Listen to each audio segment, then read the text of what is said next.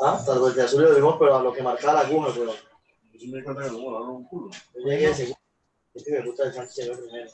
Bueno, buenas noches, ¿cómo estamos?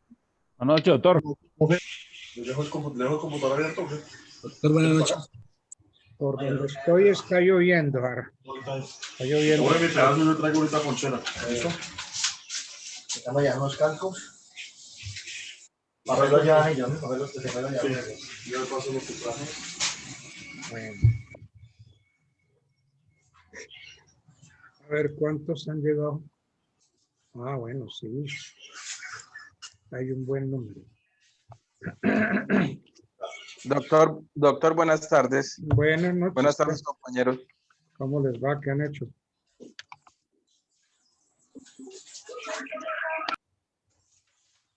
Bueno.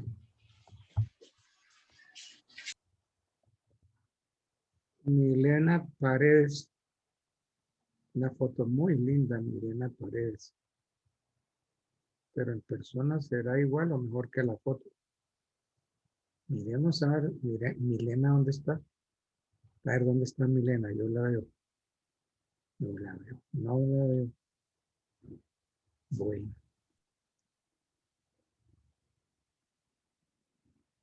Esa foto de Edwin Muñoz, preciosa. Uy, esa foto es fabulosa.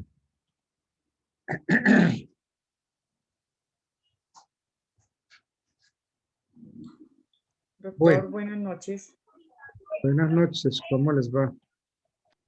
Bueno, Bien, sí, sí.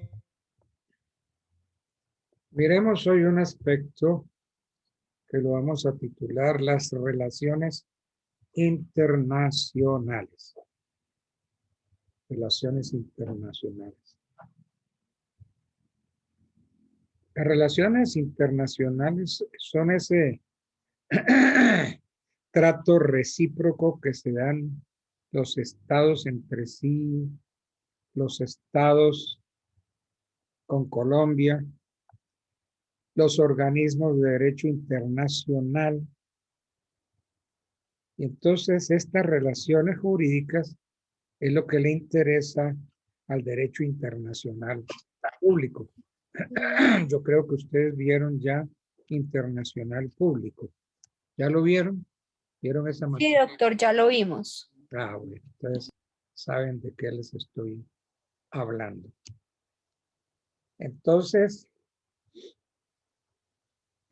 en las relaciones internacionales, Colombia tiene en la Constitución principios que dan piso a esas relaciones exteriores de Colombia, pero todos se sustentan en la soberanía nacional, en el autorrespeto, el respeto a la autodeterminación de Colombia, así como a la autodeterminación de los pueblos. Entonces, es función del presidente de la República dirigir las relaciones internacionales y celebrar con otros países tratados, convenios de derecho internacional. Esos tratados, esos convenios se sujetan o se someten a la aprobación del Congreso.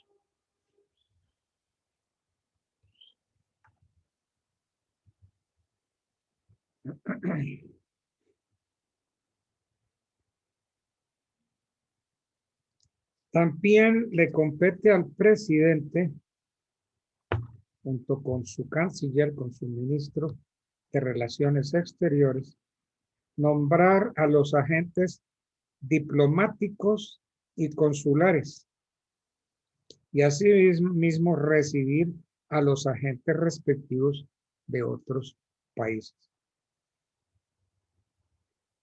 Dentro de las atribuciones del Congreso respecto de esta parte internacional, le corresponde al Congreso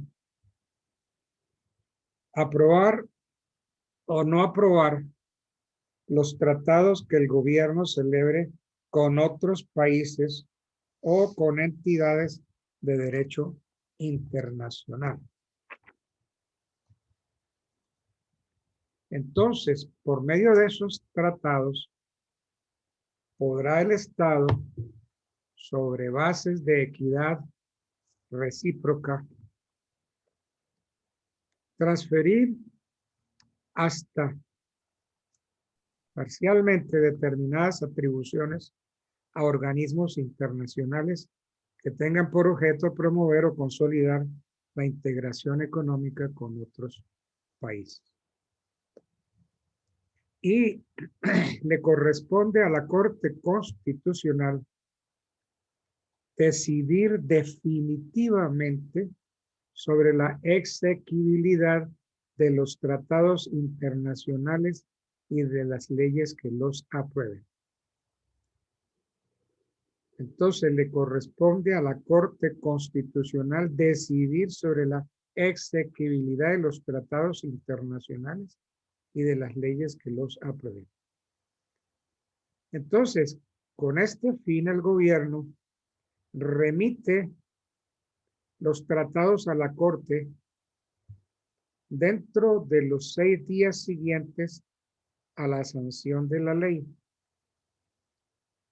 Entonces, dentro de los 10 días siguientes, tiene que remitirle a la Corte Constitucional esos tratados para que la Corte se pronuncie sobre la exequibilidad de los mismos.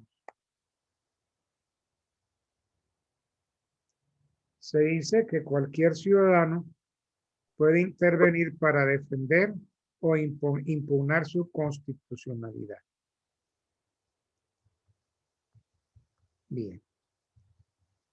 ¿Qué pasa si la Corte los declara constitucionales? Entonces, si la Corte declara a todos esos tratados, los declara constitucionales, tenemos que el gobierno puede efectuar lo que se llama el canje de notas. Y en caso contrario, no serán ratificados.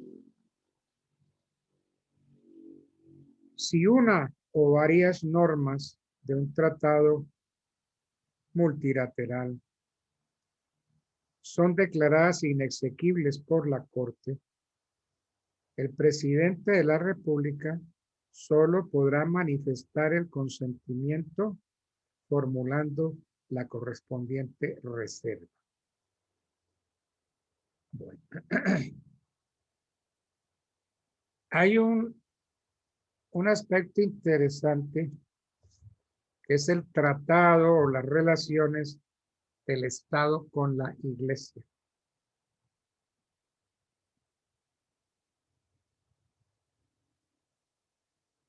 Se tiene que en la actual Constitución hay libertad de religión y de cultos. Como veíamos que el satanismo es una religión. Entonces se garantiza la libertad de cultos, por ende se garantiza el satanismo y el derecho de toda persona a profesarla y a difundirla libremente. Aquí hay 2 consecuencias. La separación de las 2 altas potestades, o sea, Estado e Iglesia. Y la segunda, la libertad de religión, vista desde los distintos credos, pues todas las confesiones son iguales ante la ley.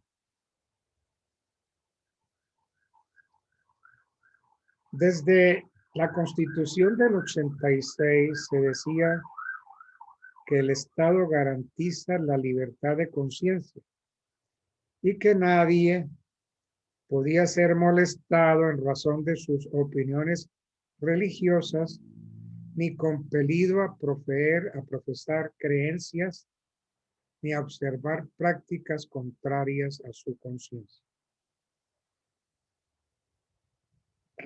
Se garantiza la libertad de todos los cultos que no sean contrarios a la moral cristiana ni a las leyes.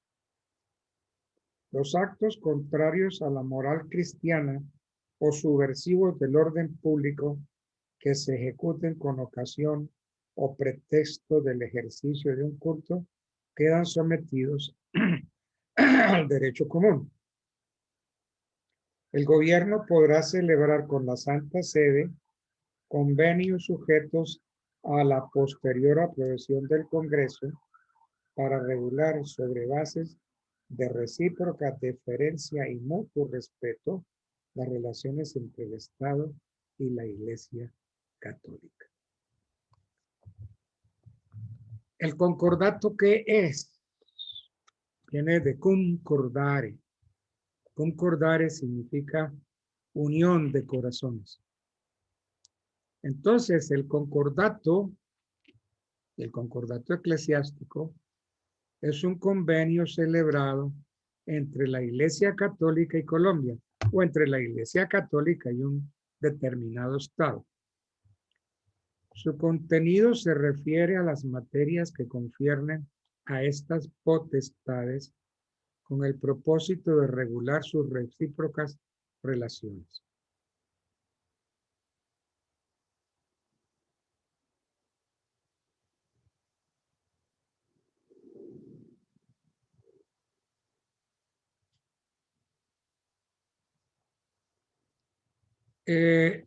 Sobre el actual concordato, la Corte Constitucional declaró a algunos artículos del concordato, los declaró inconstitucionales.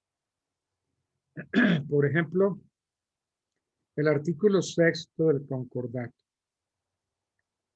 dice: el Estado y la Iglesia colaborarán en la promoción de las condiciones humanas y sociales de los indígenas y de la población residentes en zonas marginadas.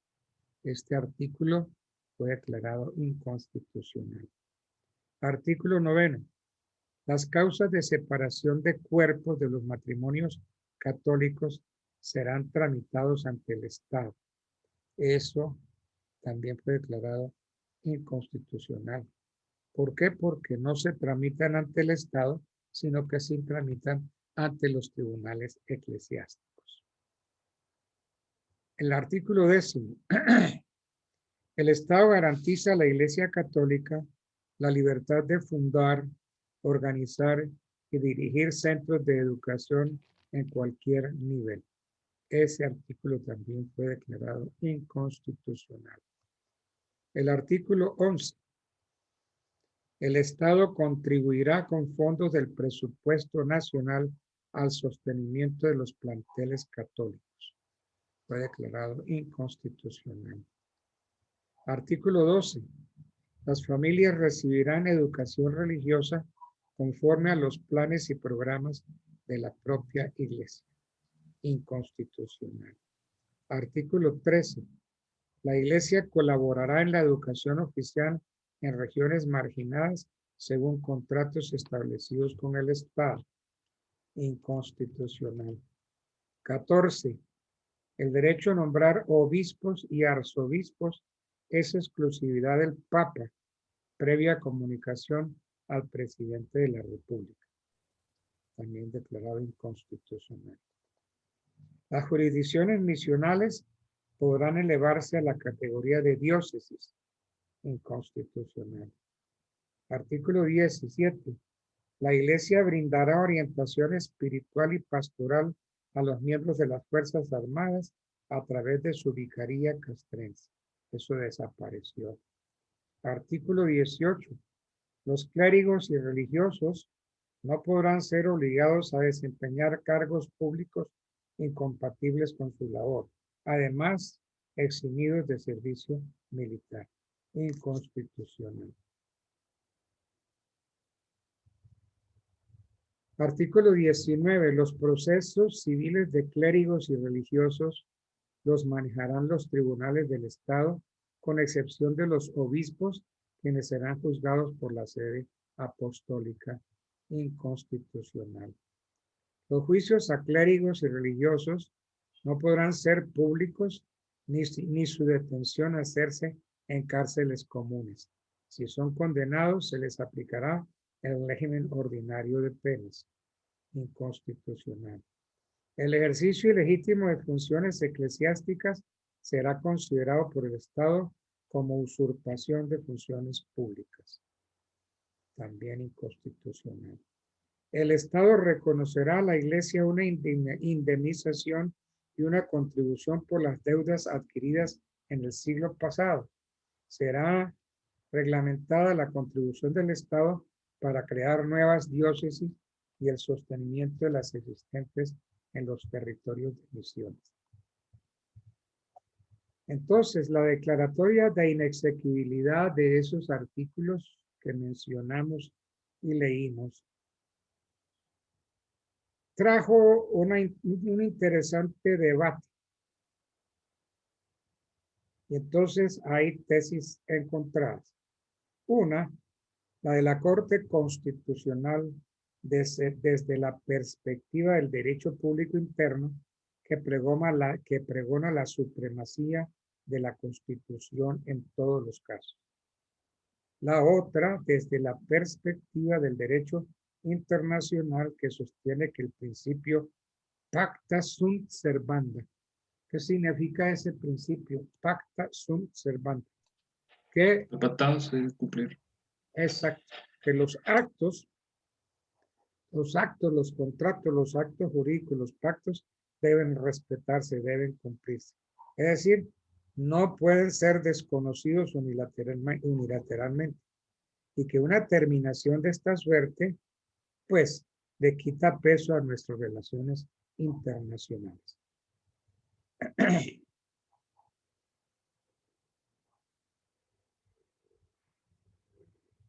Hubo un seminario al cual yo acudí, que se celebró en la Universidad Externado de Colombia. Yo soy egresado del Externado de Colombia, con ocasión de la fundación del Instituto de Estudios Constitucionales Carlos Restrepo Piedrahíta. Doctor Restrepo Piedrahíta, un eminente profesor del Externado, como quiera que ha sido en algunas ocasiones rector de la universidad. En ese seminario, un jurista argentino, el profesor Spota, del Tribunal Constitucional argentino, sostenía que de acuerdo con la actual Constitución rioplatense, si un tratado la vulneraba, no se tendría opción distinta que declararlo inexequible. Pero añadió que esto precisaba urgente reforma fundada en la seguridad que deben tener las relaciones internacionales.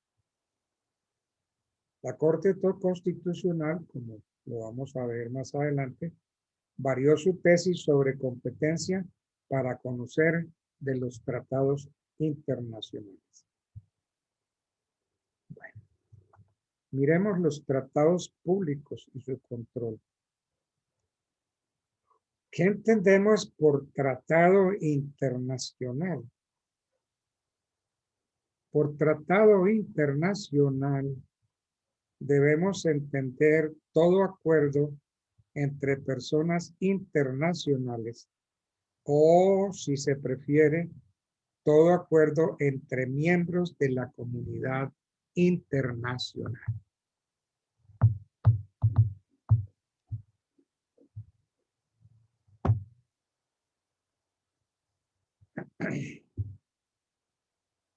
Tesis sobre la competencia para conocer de los tratados. Exclusión del control.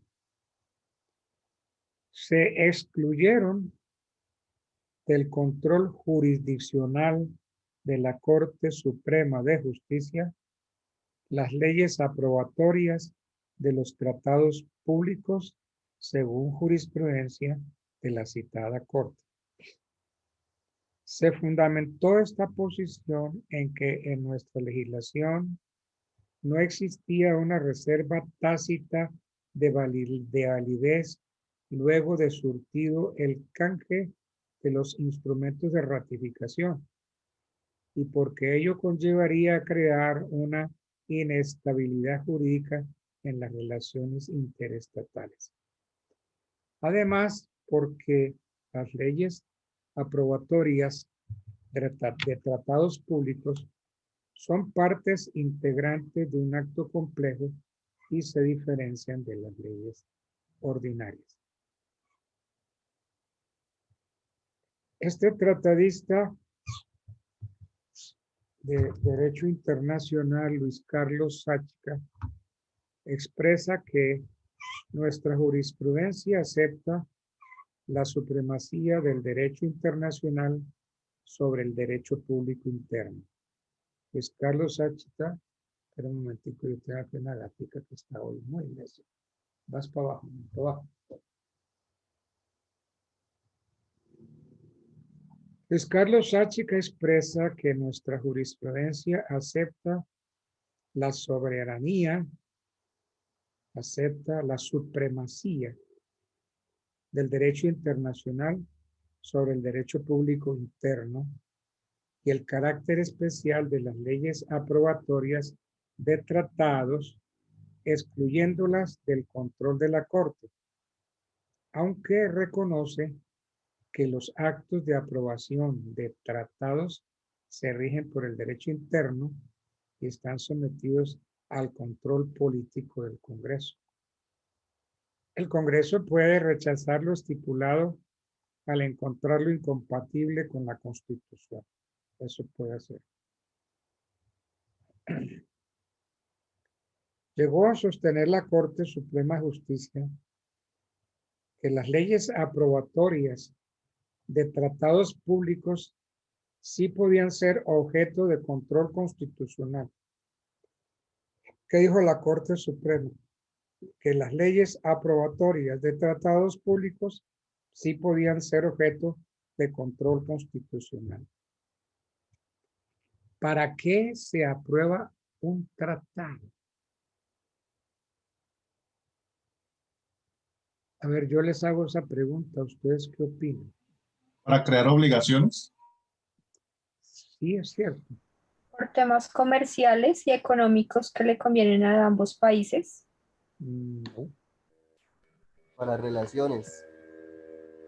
entre pero los- ¿qué tipo de relaciones? ¿Qué? políticas, económicas. No, no. A ver, pensemos un poquito. Colombia firma un tratado. Colombia se compromete con ese país por el mero hecho de haber firmado un tratado. Pero les hago una pregunta. ¿Ese tratado obliga dentro de Colombia? ¿O obliga Solo si contiene obligaciones y si es declarado exequible constitucionalmente, ¿no? No. Una Sirve para vez. hacer el control de constitucionalidad. Por bloque de constitucionalidad serviría en el caso, por ejemplo, de la Corte Penal Internacional, cuando la justicia interna no cumple con su misión, lo haría la Corte Penal Internacional. Dependiendo del tipo de tratado, doctor. Cuéntenme una cosa, pensemos un poquito. ¿Para qué Colombia ratifica un tratado? Ustedes no han oído siempre que el tratado tal fue ratificado por ley tal. ¿Por qué será eso? Para vincular a la legislación nacional, a la legislación interna. Legislación. Esta está. Porque es una norma jurídica. Espere, que nuestro amigo está calientico. Colombia firma un tratado. Se va a ratificar. Se ratifica por medio de una ley, ¿cierto? ¿Sí o no? Sí. Sí. Señor. Sí, señor. Y entonces, ¿qué pasa con esa ley? Que esa ley tiene, Una norma jurídica. tiene Una ley estatutaria. aplicación en Colombia. Entonces, lo que cumplimos propiamente no es el tratado, lo que cumplimos es la ley aprobatoria del tratado, la ley que ratificó el tratado. Entonces, el tratado por medio de la ratificación se vuelve ley interior, obligatoria interiormente. Entonces, mientras el tratado no esté ratificado, Colombia se obliga internacionalmente, más no internamente. Pero si el tratado sufre el proceso de ratificación, entonces, ¿qué pasa? Que se ratifica el tratado por medio de una ley. Y entonces esa es la ley a la que le vamos a dar cumplimiento. ¿Ve? ¿Por qué es que se ratifican los tratados? ¿Sí nos quedó como claro ese concepto? ¿Les quedó clarito o no? Señor. Sí, señor.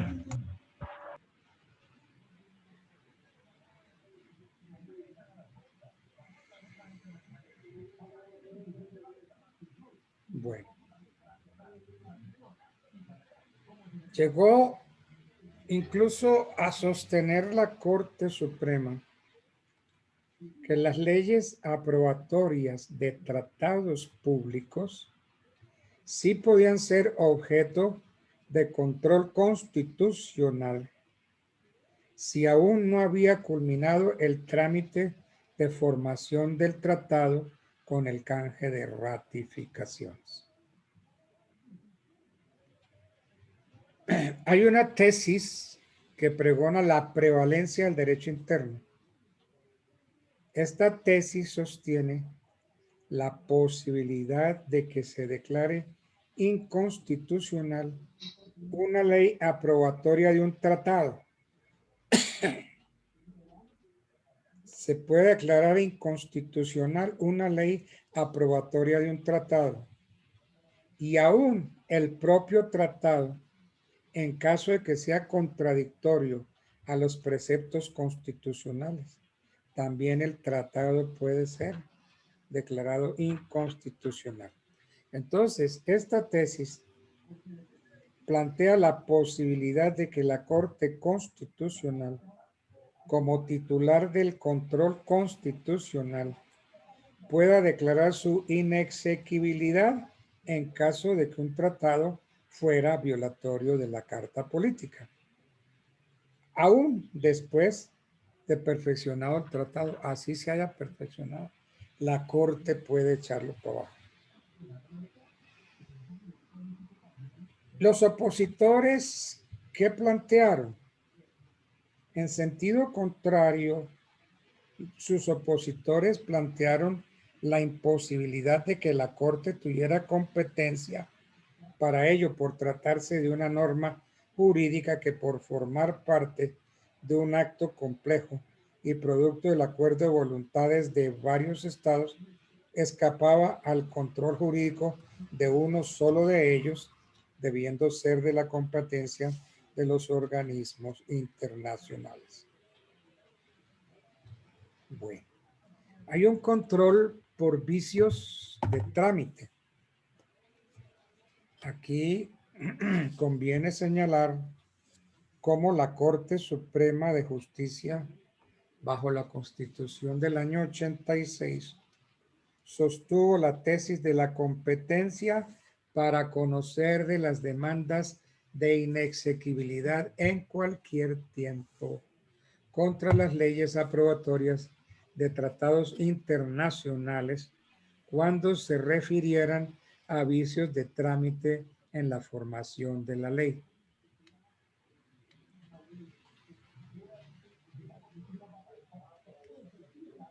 Y entonces de esa manera fue como la Corte declaró inexequible la Ley 68 del 86 por vicios en su forma, por vicios en su formación o trámite, ley mediante la cual se había aprobado el Tratado de Extradición entre las Repúblicas de Colombia y los Estados Unidos de América. Entonces la Corte declaró inexequible la Ley 68 del 86 que aprobó el Tratado de Extradición entre Colombia y los Estados Unidos.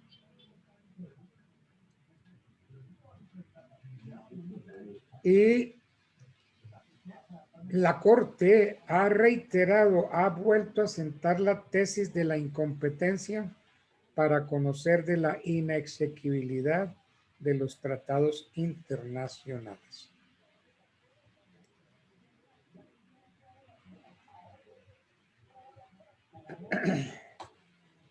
¿Qué ha dicho la Corte para sentar la tesis de la incompetencia para conocer de la inexequibilidad de los tratados internacionales? La Corte ha dicho que si bien es cierto que las relaciones internacionales se fundamentan en la soberanía nacional, también parten del supuesto del reconocimiento de los principios del derecho internacional aceptados por Colombia.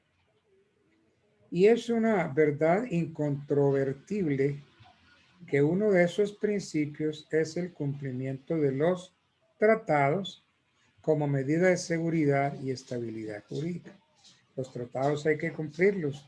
Si se cumplen en una medida de seguridad y estabilidad jurídica dentro del orden internacional. Esa es la lógica con la que se defiende el principio universal del Pacta Sunt Servanda. El fundamento jurídico del principio universal del Pacta Sunt Servanda reside en la paz, la seguridad y la convivencia entre los estados.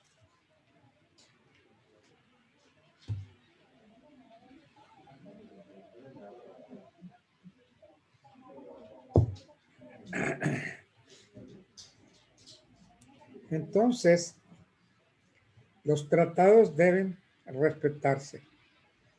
Y si se respetan, pues garantizamos la paz y la convivencia internacional. Estos principios no pueden ser desconocidos bajo ningún pretexto. El derecho constitucional colombiano establece unos pasos que garantizan la formación plena de la voluntad del Estado, manifestada por las tres ramas del poder público, que es expresión de la voluntad del Estado para comprometerse a nivel internacional. Entonces, la voluntad de celebrar un tratado se expresa en primer término en la iniciativa y la negociación por parte del presidente de la República como jefe de Estado y como director de las relaciones internacionales. Primer paso.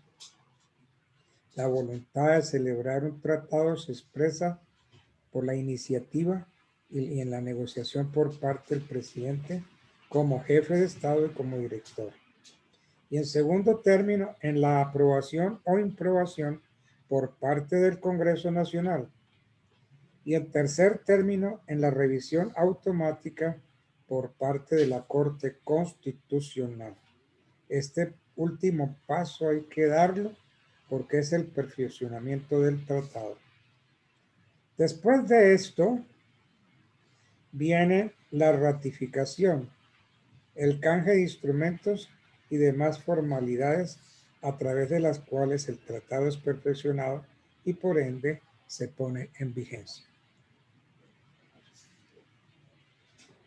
Entonces, de manera de síntesis, podemos decir que la ley aprobatoria de los tratados es una ley que, si bien cumple con una función de carácter interno, darles fundamento a los tratados internacionales que se pretenden hacer valer, los tratados en el ámbito internacional están incólumes sin estar condicionados a que exista o no un pronunciamiento, bien jurisdiccional o bien legislativo respecto de los mismos. Es cierto que a la Corte Constitucional se le confían la guarda y la integridad y la supremacía de la Constitución. Guarda, integridad y supremacía de la Constitución. Eso le corresponde a la Corte Constitucional. Pero esta cláusula general de competencia no debe interpretarse, en el caso que nos ocupa, de manera absoluta, pues debe recordarse que a renglón seguido la norma constitucional que es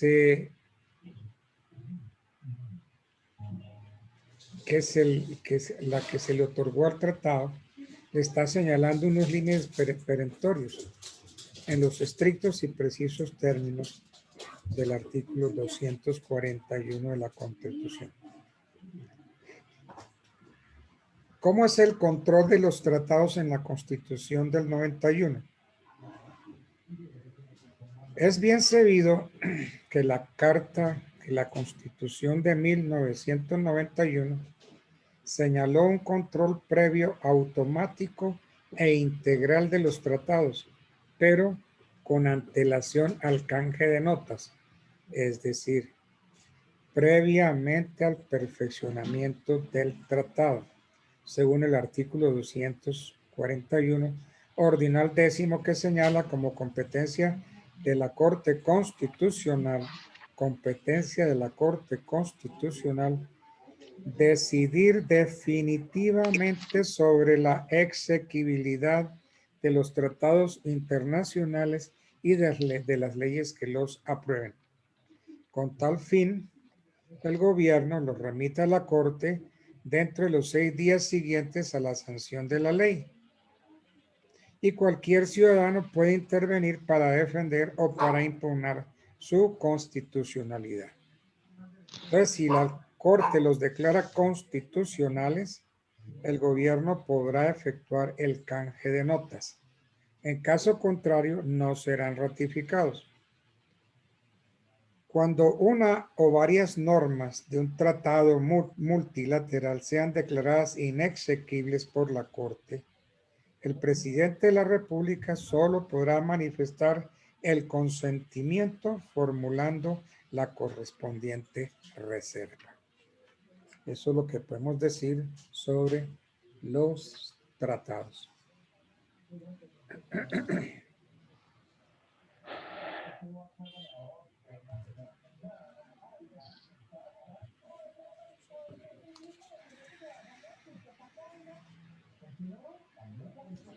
Bueno,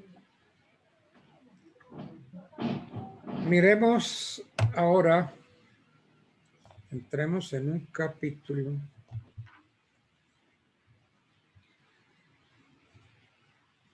¿qué horas tengo yo? Que tengo un cuarto para las 7. Entremos en un capítulo que lo vamos a denominar la fuerza pública.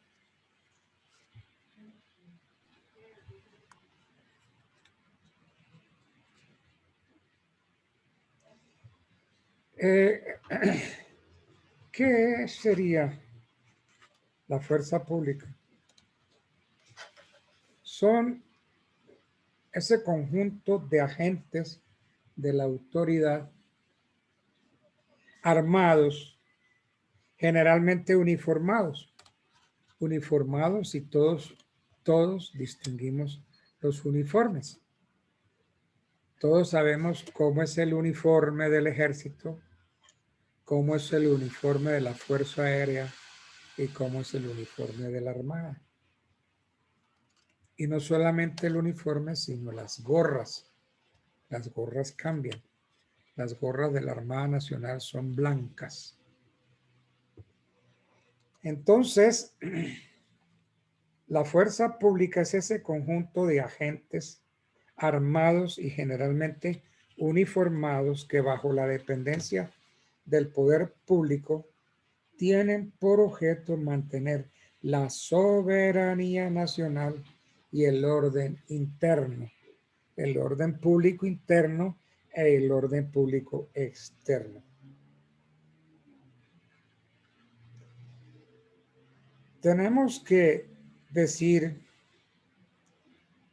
que la fuerza pública no puede dedicarse a la defensa de un gobernante o a la de un partido que ejerce el poder y abusa de él.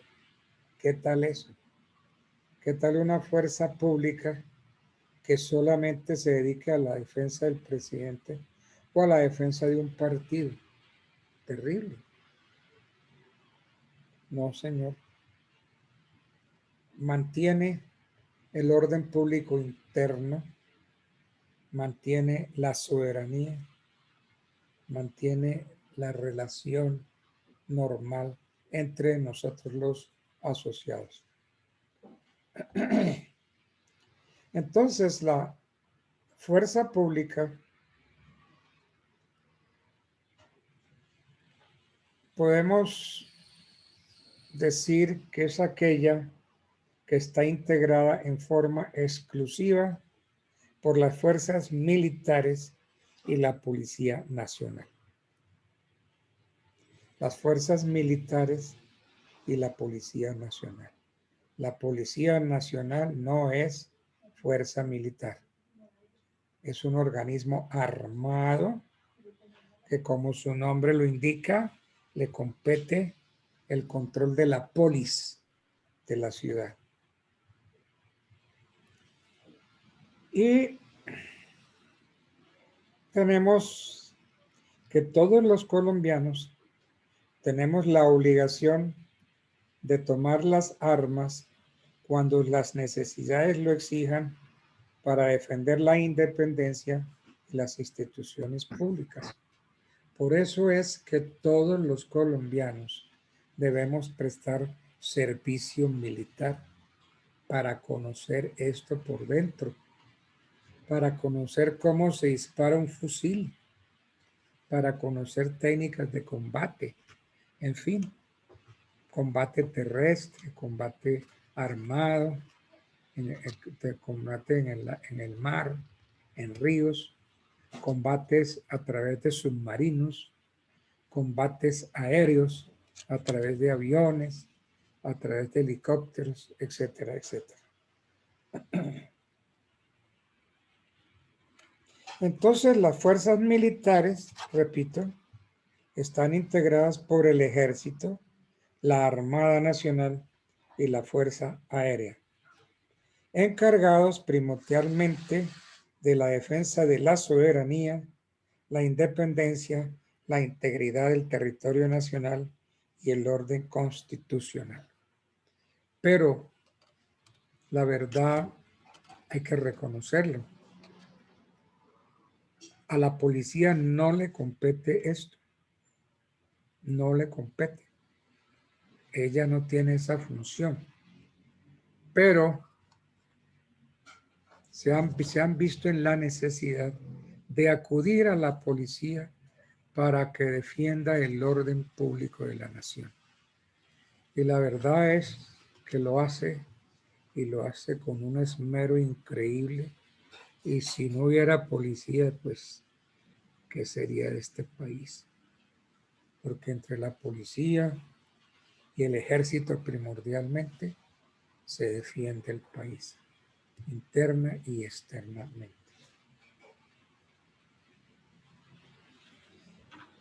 Aunque las fuerzas militares tienen algunas restricciones por razones obvias de su organización, finalidad para la cual se han constituido y por la misión que las instituciones les ha conferido, tienen contrapartida unas prerrogativas, derechos y garantías especiales, como la de no ser privados en sus grados, honores y pensiones, sino en los casos y del modo que lo determine la ley. A su vez, la Policía Nacional es un cuerpo armado, permanente, de naturaleza civil, cuyo fin primordial consiste en garantizar el mantenimiento de las condiciones necesarias para el ejercicio de los derechos y libertades públicas y para asegurar la convivencia pacífica de los habitantes de Colombia. Pues le ha tocado a la policía, bajo esta misión de asegurar la convivencia pacífica de los habitantes de Colombia, meterse en el orden público, pero meterse a fondo para contrarrestar las acciones de esos grupos guerrilleros y esos grupos enemigos del pueblo, enemigos del Estado. Cuentan igualmente los miembros de la fuerza pública en servicio activo con el derecho a ser juzgados e investigados por cortes marciales o tribunales militares con arreglo a las prescripciones del Código Penal Militar. Cuando se les atribuye la comisión de un hecho punible en relación con el mismo servicio, pues se celebran consejos de guerra para ajusticiar y para ver esas faltas en que ha incurrido el militar. Lo mismo que se llevan a consejos de guerra a los guerrilleros que han sido sorprendidos en actos contra el Estado. Entonces se les celebran consejos de guerra y se les dictan las sentencias de conformidad con el Código Penal Militar.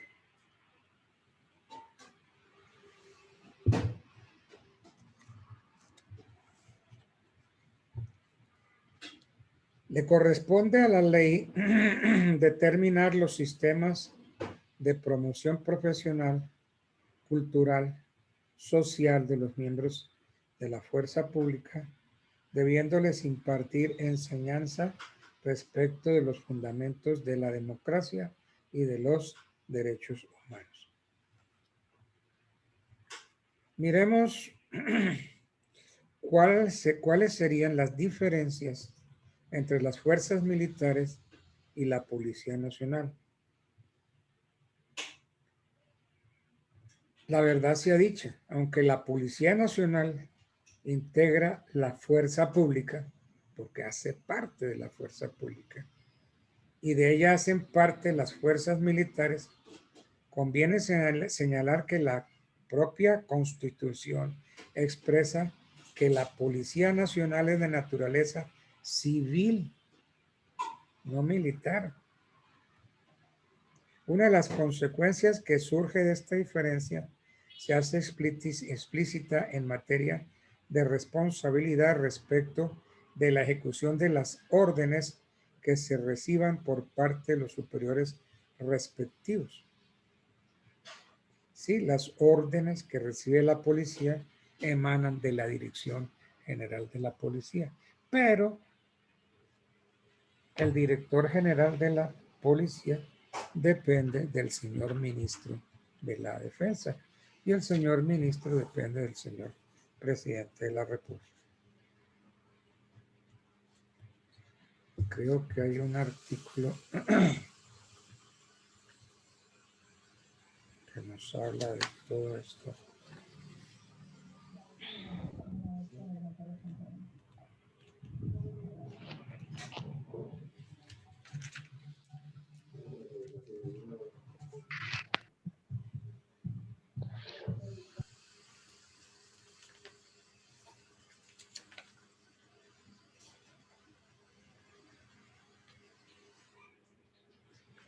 Sí, las órdenes que reciba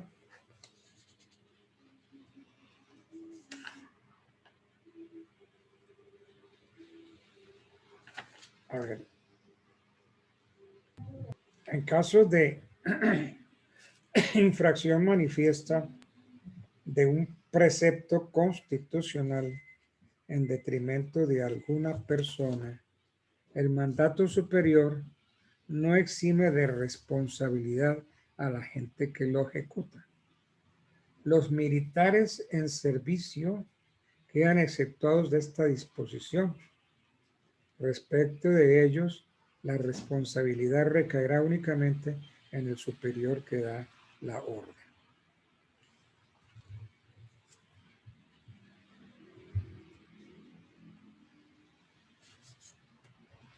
En principio, en materia penal, el personal militar tiene un tratamiento preferencial en cuanto a que la responsabilidad recae únicamente en el superior que da la orden. Este principio en estricto sentido no tendría aplicación en los miembros de la Policía Nacional por no ser ellos miembros de las fuerzas militares. Esa es otra de las diferencias. Otra diferencia consiste en que la Policía Nacional está fundamentalmente instituida para salvaguardar la tranquilidad ciudadana al interior del Estado, lo cual conlleva el ejercicio de actividades preventivas. En sentido opuesto, las fuerzas militares tienen como finalidad principal la defensa de la soberanía del Estado y la integridad del territorio, y por lo tanto están dirigidas más hacia la parte externa de la salvaguardia del Estado. Tienen en común las fuerzas militares y la policía que no son deliberantes, no pueden reunirse voluntariamente sino por orden de autoridad legítima. No pueden dirigir peticiones salvo que ellas versen sobre asuntos relacionados con el servicio y la moralidad del respectivo cuerpo. Tampoco pueden ejercer la función del sufragio. No pueden intervenir en actividades o debates de partidos o movimientos políticos. La policía, como parte integrante de las autoridades de la República y como cuerpo armado, es un cuerpo de naturaleza civil a cargo de la nación y está instituida para proteger a todas las personas residentes en Colombia en su vida, honra, bienes, creencias y demás derechos y libertades para asegurar el cumplimiento de los deberes sociales del Estado y de los particulares. Asimismo, para el mantenimiento de las condiciones necesarias para el ejercicio de los derechos y libertades públicas y para asegurar que los habitantes de Colombia convivan en paz.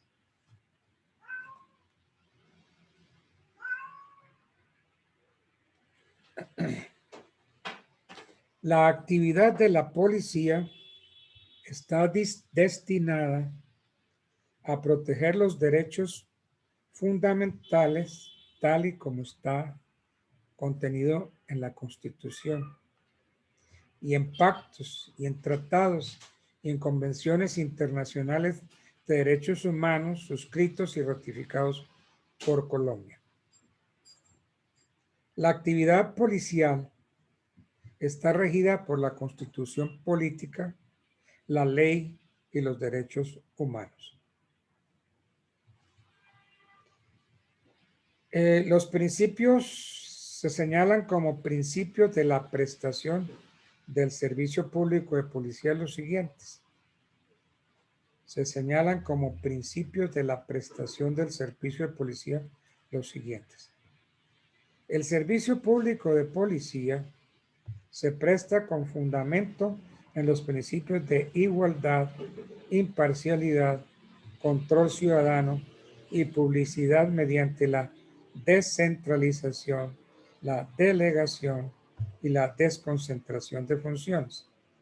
Por tanto, el interés por mantener la armonía social, la convivencia ciudadana, el respeto recíproco entre las personas y de estas hacia el Estado, da a la actividad policial un carácter eminentemente comunitario, preventivo, educativo, ecológico, solidario y de apoyo judicial.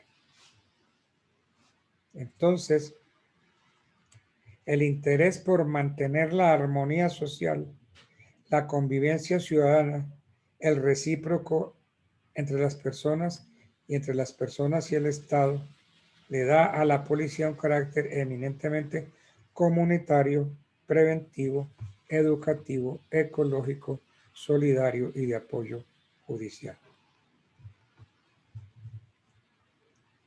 La fuerza pública no es deliberante.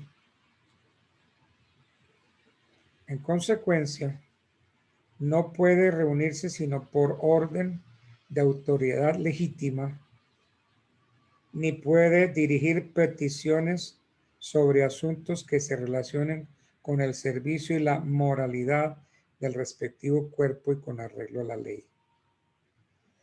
Los miembros de la fuerza pública no podrán ejercer la función del sufragio, no pueden votar mientras estén en servicio activo, ni intervenir en actividades o debates de partidos o movimientos políticos. No pueden meterse en ningún partido político, no pueden intervenir, no pueden tener debates. Eso está muy claro, eso son restricciones a derechos de los miembros de la fuerza pública. Ahora, hay una prohibición de asignar funciones de policía a los militares. La Corte Constitucional se ha ocupado de este dominio para señalar que la Policía Judicial, que está conformada por miembros de la Policía Nacional y personal de otros organismos públicos señalados en la ley, es un cuerpo auxiliar de administración de justicia que colabora en la investigación de los delitos y cuya labor es dirigida y coordinada por la Fiscalía General de la Nación de conformidad con lo dispuesto en el artículo 250 de la Constitución. Entonces, la asignación de funciones de policía judicial a los militares está prohibida por nuestro ordenamiento supremo y así lo ha dejado claramente expuesto la Corte. Entonces, la asignación de funciones de policía judicial a los militares está prohibida.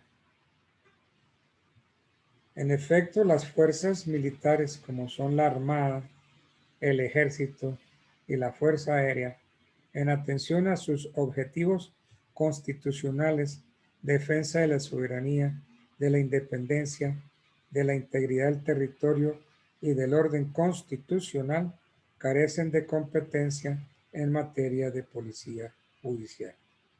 Entonces, las fuerzas militares carecen de competencia en materia de policía judicial. En verdad, desnaturalizaría su fisionomía atribuir a las fuerzas militares funciones de policía judicial. Las fuerzas militares exhiben un carácter estrictamente jerarquizado y adoptan una disciplina absolutamente refractaria a que las órdenes superiores sean discutidas o discutibles por sus destinatarios. La Constitución, de otra parte, propicia este régimen considerado indispensable para conservar la unidad y garantizar el desempeño eficaz de su cometido. De lo contrario, no se entendería cómo se eximiría de responsabilidad al militar en servicio que ejecuta en detrimento de alguna persona una instrucción inconstitucional impartida por su superior. El régimen propio de las fuerzas militares y el contexto histórico en el que actúan a los cuales difícilmente pueden sustraerse sus miembros, no se concilian con las notas de independencia e imparcialidad inherentes a la policía judicial y que son apenas el reflejo de las características de la función jurisdiccional a la cual sirve. Digamos que esto es lo, digamos, más importante que se puede decir de la Policía Nacional y de las fuerzas militares. En todo caso, tanto las fuerzas militares como la policía conforman lo que se llama las Fuerzas Armadas. Y las Fuerzas Armadas son garantía para este país, para vivir en paz. Si no fuera por las Fuerzas Armadas, pues este país estaría sumido en un caos terrible. Imagínense por las calles los miembros de la guerrilla sueltos, para arriba y para abajo. El clan del Golfo, todos estos por la calle. El Ejército de Liberación. Terrible. ¿Y qué es lo que se ve con mucha frecuencia con Venezuela? Esa parte es tenaz, es terrible. Profe, un aporte, profesor. Dígame. En el caso del que hablaba el profesor de la policía, del ejército, el tema de roles, por ejemplo, el ejército cuando sucedió lo de las movilizaciones paramilitares, el ejército como tal no podía hacer operaciones en contra de esos grupos residuales, porque eran considerados delincuencia organizada y los roles del ejército no es contrarrestar el accionar de la delincuencia organizada. Eso le compete a la policía. ¿Cómo le parece? ¿Cómo le parece? Pero hubo una modificación, tuvo que haber una modificación. Cuando hacían operaciones de coordinación, tenía que estar la policía en la cabeza del desarrollo de la operación y el ejército apoyando. Y el ejército de apoyo. Correcto. Eso se llaman operaciones coordinadas e interinstitucionales. ¿Operaciones coordinadas de qué? Entre policía y ejército es coordinadas. Sí. O ejército, policía son coordinadas, son operaciones coordinadas y con otras fuerzas coordinadas. Ya cuando fuerzas militares no tienen problema con el tema. Pero el tema era si, por ejemplo, una unidad daba de baja algunos de esos tipos ya sea delincuencia común como las BACRIN, o si no fuera Clan del Golfo, algún tipo de eso, era un problema porque terrible, claro. Estaban saliendo de su jurisdicción y podían hacer hasta la cárcel por eso. Tenía que la policía que decir que habían sido ellos los que ejecutaron. Ya después creo que hubo una modificación a la norma y ya dejaron que el ejército actuara y la fuerza aérea y todas las fuerzas militares actuaran en contra de lo que estamos hablando de las BACRIN. Me imagino que harían lo mismo con el tema del residual de la FARC. Doctor, buenas noches. Buenas noches. Respecto a lo que dice el compañero, en cuanto a ese tema, salieron dos directivas ministeriales de una de la 015 y la otra de la 016, donde ahí quedan plasmadas lo que ya son los GDO, que son los grupos delincuenciales organizados, y se me olvidó el nombre en este momento, doctor, qué pena. Pero ahí entonces ya quedaron plasmadas como tal cuáles son estos grupos ilegales en donde el ejército también de igual manera pueden entrar a realizar operaciones contra ellos. Claro. Igual siempre, como lo dice el compañero, tiene que ir de la mano con policía porque la parte de policía son los encargados directamente de realizar la judicialización. Entonces son los que realizan los actos urgentes. Entonces por esto siempre van a salir de la mano tanto Fuerza Aérea, Fuerzas Militares, Armada y Policía, que son, por ejemplo, ahorita es el grupo del SECOES, que es el Comando Conjunto de Operaciones Especiales, y en este comando están todas las fuerzas militares y de policía, para contrarrestar a estas bandas criminales, señor? Cuando yo estuve en la Armada Nacional, pues que me tocó orden público, sí, había una magnífica interrelación con el ejército y la policía, sobre todo, la policía. Pero no sé ahora con la Procuraduría General de la Nación, porque es que a mí me preocupa a veces que miembros de las fuerzas militares y de policía son denunciados y llevados a proceso por operaciones que en concepto de la Procuraduría son non santas. ¿Qué hay respecto de eso? Que muchas veces me lo comentan. ¿Cuándo se va de la mano de la Fiscalía General de la Nación, por ejemplo? Siempre, doctor, en todas las operaciones la Fiscalía, ya sea por intermedio del CTI o la Policía Judicial, siempre han estado ahí. Desde mucho tiempo atrás, como desde el año 2004, ya se volvió obligatorio que los jueces, que los fiscales accedieran a las áreas de orden público a hacer los levantamientos de los cadáveres. Muchos jueces se autorizaban a hacer el levantamiento en el puesto de mando adelantado o atrasado, pues obviamente por el orden público, pero ya se obligó a la Fiscalía y al cuerpo técnico que ingresara a hacer los levantamientos de cadáveres con el fin de darle un poco más de transparencia a los resultados operacionales, ya sea por bajas en combate o capturas. Sergio, eso no era lo que estaba alegando Uribe cuando lo acusaron de los falsos positivos que él había Sí, impuesto, correcto, sí. que pudiera ingresar. Eso, sí.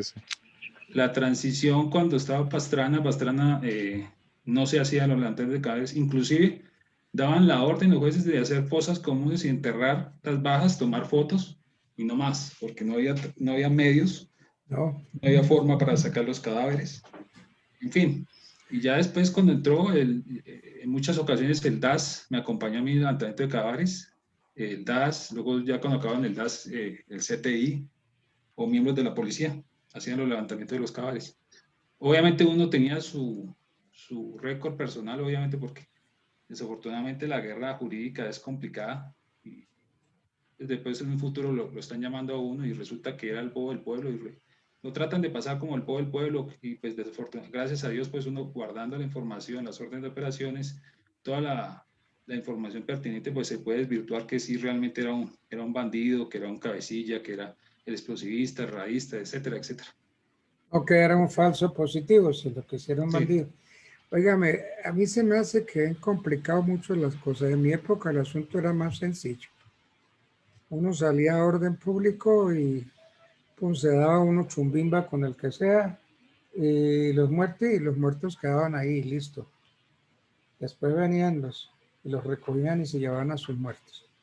Y por parte nuestra también recogíamos a nuestros militares muertos y se acabó. Pero el asunto es así, el asunto era, da que te vienen dando. Eso era terrible. Pero es que esto le metieron mucho legalismo, mucha ley, mucha cosa. No, eso es una guerra. Es una guerra. Y cuando hay que eliminar, hay que eliminar. Y si hay que barrer, hay que barrer. En mi época los comandantes decían, no me traigan prisioneros, no me traigan cautivos. Aquí no me traigan a nadie. Entonces ya todo el mundo sabía que a este lo cogían, pero ¿para qué lo dejaban vivo? De una vez chumbimba. Fue duro, ¿no? Muy duro. Muy duro. Esta parte es berraca. Y recordarla. Y eso pues que yo fui un niño mimado porque yo no hice parte, por ejemplo, de infantería monera, no. Yo hice parte de la Armada, del cuerpo de superficie. Y luego después me metí en la parte jurídica del Ministerio de Defensa y ahí estuve metido todo el tiempo con la parte jurídica del ministro y después como secretario general de la Procuraduría Delegada para las Fuerzas Militares, que ese fue mi último cargo. Muy lindo, muy bonito, por cierto. De todas maneras, yo sí creo que todos los colombianos debemos ir al servicio militar. Esto de excusarse de prestar servicio, yo no lo veo muy civilizado, no lo veo con mucho espíritu de colombiano, y sacarle el cuerpo a eso es hasta un error, porque uno debe saber cómo es eso. Y uno sí tiene que saber cómo es un combate, tiene que saber cómo es eso. Y cómo se le eriza a uno el pelo y se le para la peluca cuando está uno en orden público. Eso es bravo. Eso es muy bravo. Todos los colombianos debemos prestar servicio militar. Por lo menos para saber disparar, ¿no? Cómo se arma, cómo se desarma un fusil y salir a hacer polígono para disparar, para ver cómo es que se dispara eso. Así debiera ser. Bueno. No sé ustedes qué opinen. Sí o no, el servicio militar tiene que ser para todo el mundo. Pero es que esto arreglan. Y eso se ha vuelto un negocio, ¿no? Van y arreglan y dan una plata y les dan la libreta militar. En una época, a veces en el centro, yo lo veía en Medellín, se paraba un camión del ejército y venga, amigos, venga para acá. Cédula, tarjeta militar tiene, cédula militar tiene. No tengo. Para el camión. Para el camión y a prestar servicio militar. Por eso es que uno tiene que salir con su cédula militar y su cédula de ciudadanía. Porque yo no sé si ahora, pero en mi época estaban autorizados y venían unos muchachos, los cogen para acá a ver la cédula militar. No, que no la tengo, bueno, para el camión. Que yo no he prestado servicio para el camión. Y todos para el camión y a prestar servicio militar. Yo no sé si esas prácticas se volvieron a poner en uso. ¿Ustedes saben algo de eso? Están prohibidas las batidas, doctor. No solamente se cita al ciudadano con una boleta y se debe presentar una fecha determinada. Si no se presenta, se reporta como remiso. Eso es la nueva procedimiento, doctor. Sí. Pues en mi época sí era así. Se paraba. Está prohibido por la corte. Sí, lo prohibió la corte, pero eso sí era muy bueno. Eso era todo el mundo. Ya, solo pagaban 130.000 pesos por la libreta. Eso hace como 2 años se hicieron la regulación de las libretas porque eso se pagaba de acuerdo a la declaración de renta de los padres o del adulto. Y habían libretas de gente de 100, habían libretas de 100 millones, de 120 millones. Entonces la más alta, el general Mejía hizo una modificación y la más alta queda como en 7 millones y ahí para abajo. Pero sí, 133 millones. Pero sí se llevaba gente al ejército. Sí llevaban gente al ejército. Y realmente es que el servicio militar sí tenemos que prestarlo todos los colombianos, todos, para que nos quiten esa vaselina. Nos quiten vaselina y sepamos lo que es orden público, sepamos armar un fusil, sepamos disparar y comportarnos en orden público. Y especialmente de noche, ¿no? De noche, que es cuando uno se llena de terror, cuando empiezan esos silbidos, ¿no? Silbido y uno no sabe de dónde viene el fuego enemigo. Y vienen y uno agacha, uno le provoca uno meter la cabeza entre el rabo, porque empiezan a silbar esos proyectiles. Doctor, buenas noches. Una pregunta. Señor. Siempre he tenido la pregunta, valga la redundancia, sí, en ese sentido militar, siempre me he hecho una comparación con los Estados Unidos, Sí, en donde el ciudadano promedio, sea hombre o mujer, los adolescentes, la gran mayoría tienen una intención o su primera opción es prestar servicio militar, sin la necesidad de batidas, obligarlos a absolutamente nada. A sí, diferencia con el Estado colombiano, donde se sugieren batidas y donde se obligan prácticamente en el momento de cualquier requisito tener una libreta militar. Quisiera sí. saber qué lo diferencia de un ciudadano que quiere darle a su país, cuidar a su país y proteger a su país por iniciativa propia, y en otro estado donde se le obliga al ciudadano a defender su país. Sí. ¿Por qué sucede eso? Y paso la página y me doy cuenta en los índices de violencia en los Estados Unidos de exmilitares que gracias a su conocimiento en armas han cometido atrocidades. Sí, señor. Entonces, pongo en una balanza eso y no he podido encontrar una persona que me ayude a dilucidar la situación y aprovechando pues el momento que usted está tocando el tema, quisiera saber un poco más de su ideología con que sea necesario el servicio militar y por qué tiene que ser obligado y no algo voluntario. Valga la aclaración, presté servicio militar como regular a los 17 años, no tengo nada con el servicio militar, entonces, pero sí tengo esa inquietud. Sí. Bueno, mire, es cuestión de educación y de formación. El niño norteamericano va creciendo y va viendo en su entorno que los Estados Unidos es el país democrático por excelencia y es el país defensor de las democracias en el mundo. Entonces, el niño va creciendo y viendo eso y se va alimentando de eso. Entonces, él ve que los Estados Unidos sí son la garantía de paz en el mundo. Y entonces es un honor para el muchacho ser miembro de una de las fuerzas militares de los Estados Unidos.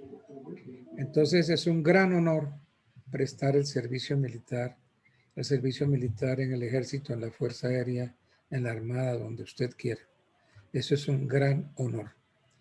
Y entonces se presta el servicio militar en forma gustosa, con mucho cariño. Algunos siguen las carreras de las armas, otros no, otros se retiran. Bueno, por otro lado, hay una garantía constitucional de que todo norteamericano tiene derecho a tener armas en su casa. Por eso, sea ex militar o no haya sido militar, tiene derecho a comprar armas y las armas que quiera y mantenerlas en su casa. Esa es una garantía que está en la Constitución. Entonces, ¿qué pasa? Que muchos las tienen para autodefenderse a sí mismo, defender su familia, defender su hogar, y las tienen por si acaso se necesitan. Pero también está el norteamericano corrupto, o el norteamericano que se ha torcido, e incluso algunos enfermos que llegan y hacen hasta para vender, como es el caso que vemos de las muertes que se dan en los colegios y cosas así por el estilo. Pero ya eso son cosas de excepción. Pero el principio es que usted se siente muy honrado de tener armas en su casa, porque así fueron los Estados Unidos en su comienzo. No había un ejército regular, sino que todo el mundo tenía armas. Y si se necesitaba, entonces en un momento determinado, todos salían a defender los Estados Unidos sin necesidad de que hubiera un ejército regular. Entonces todo el mundo tiene las armas para que si se necesita, hay que salir a defender la soberanía de los Estados Unidos.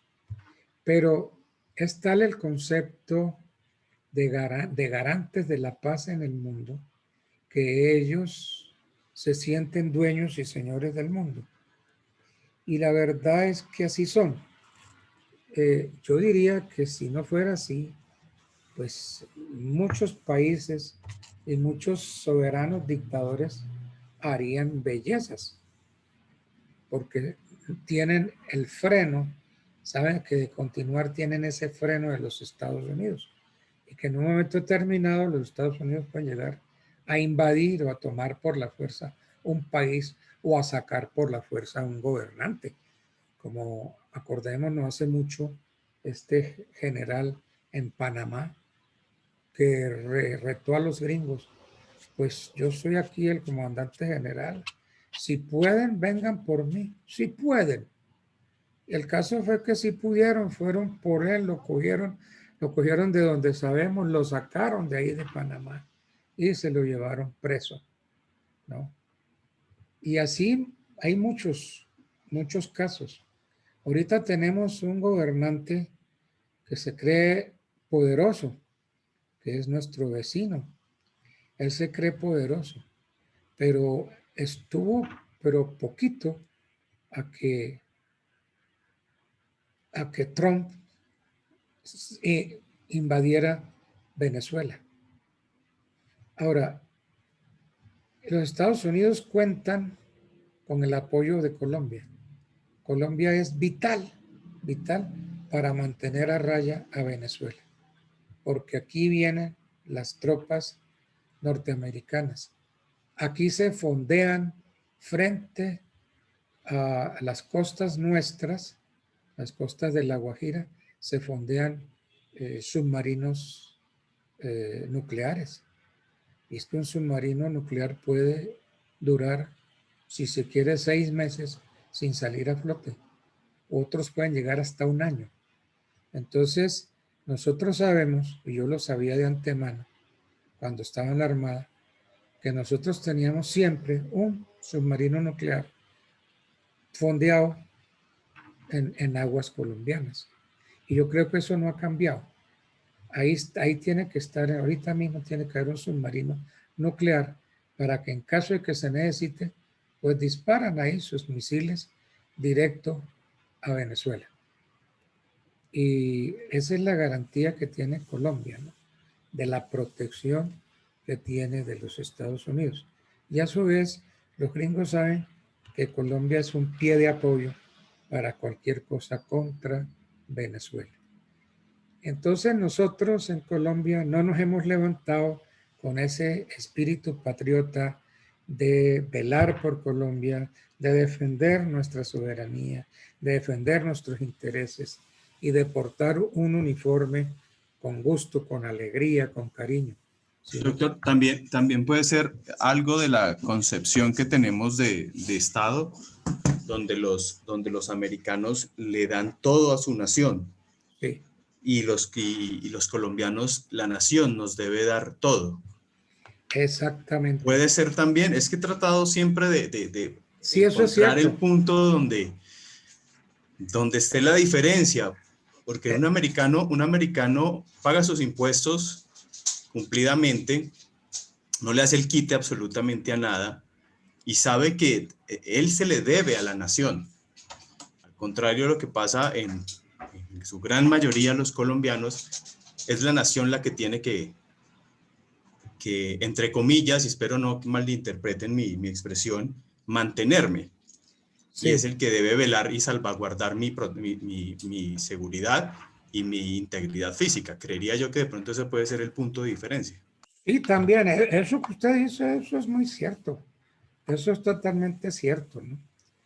Pero es que cuando tengamos ese sentimiento patrio nacionalista, como lo tiene el gringo, ese día seremos distintos, seremos diferentes. Es que es un honor ser oficial del ejército, de la Armada o la Fuerza Aérea de los Estados Unidos. Es un gran honor serlo.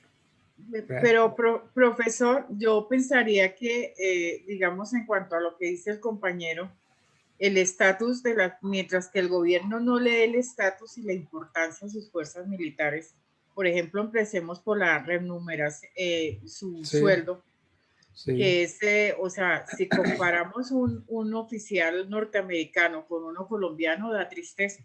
No, pues.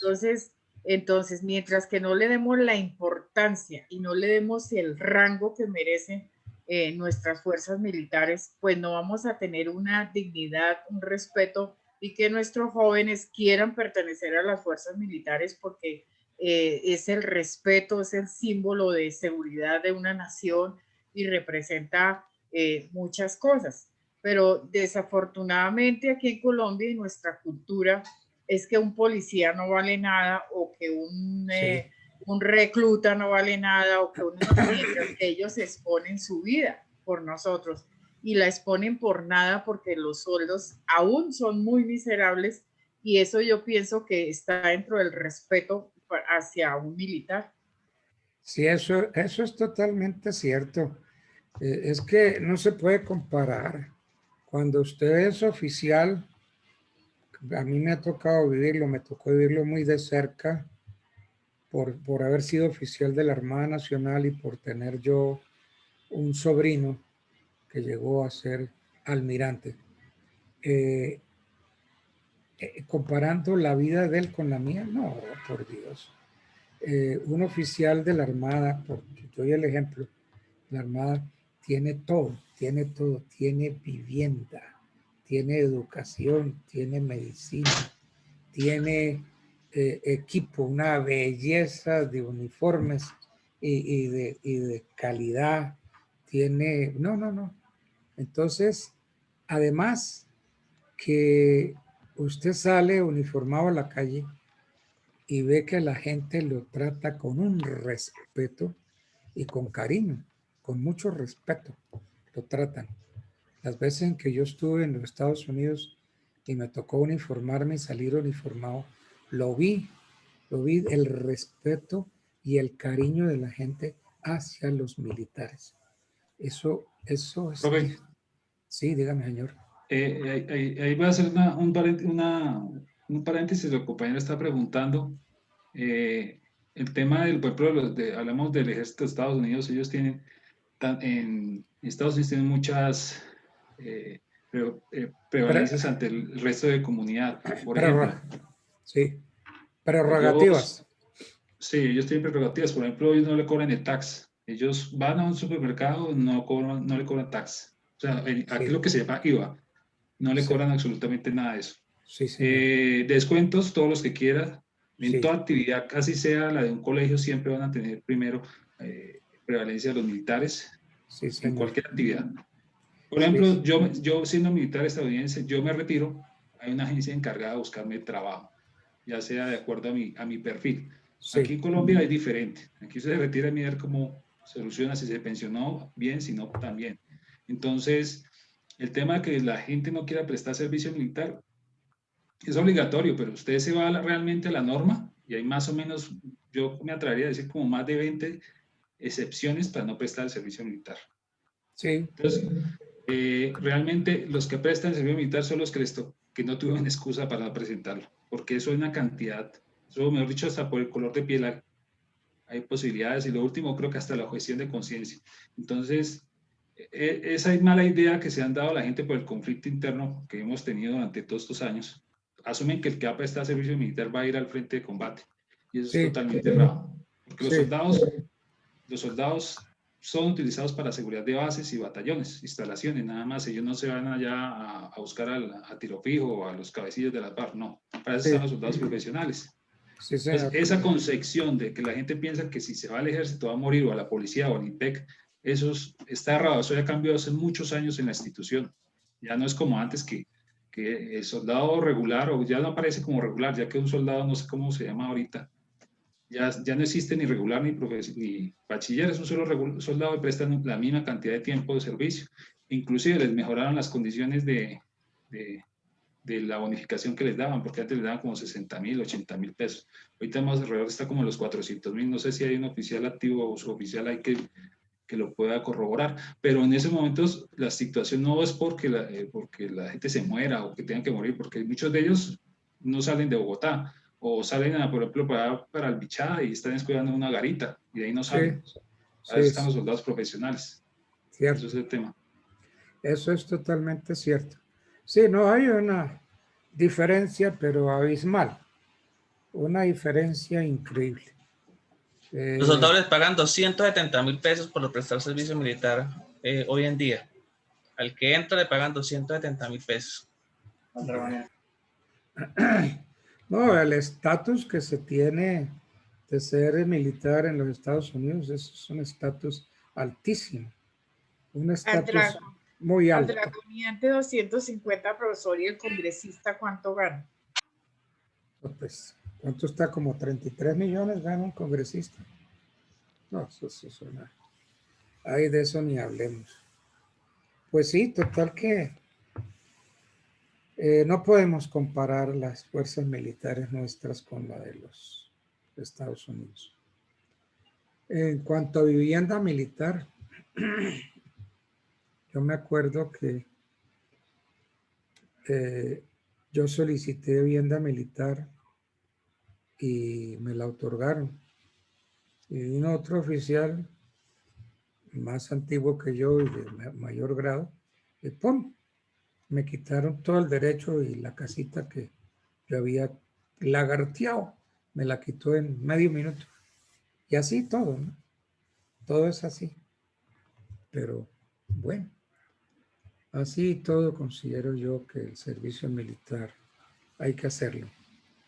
Hay que hacerlo y portar el uniforme con honor, con cariño, con alegría portarlo. ¿No? De modo que, bueno. Bueno, muchachos, ¿nosotros tenemos que examen mañana o es pasado? No, no, doctor, es el viernes de esta semana. Ah, el viernes, es el viernes. Bueno. Sí, doctor. Bueno, entonces, yo tengo ya un cuarto para las 8. Pues dejemos por aquí hoy. Me place saludarlos. Entonces, que descansemos hoy, que mañana será otro día. Gracias. En tus manos colocamos este día que ya pasó y la noche que llega. Feliz noche, doctor. Gracias. Bueno, feliz noche, que descansen, muchachos. Gracias, doctor. Bueno, chao, chao. Chao, profe, gracias. A ustedes.